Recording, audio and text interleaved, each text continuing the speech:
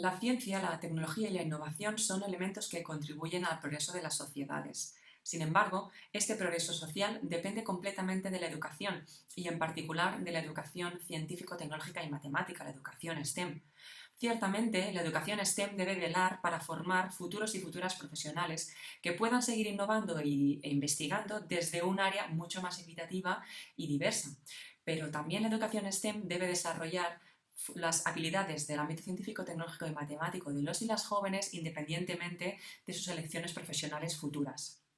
Las tecnologías digitales han sido un elemento clave a la hora de promover la mejora de los procesos educativos de la educación STEM desde estas dos finalidades. En la línea 5 hemos querido reflexionar sobre estas contribuciones y en particular hemos centrado la mirada en 4 principales mejoras a la hora de observar y interactuar mejor con el mundo que nos rodea, a la hora de imaginar cómo funciona el mundo que nos rodea, a la hora de identificar y mejorar problemas del mundo que nos rodea y a la hora de comunicarnos mejor con la gente que vive en el mundo.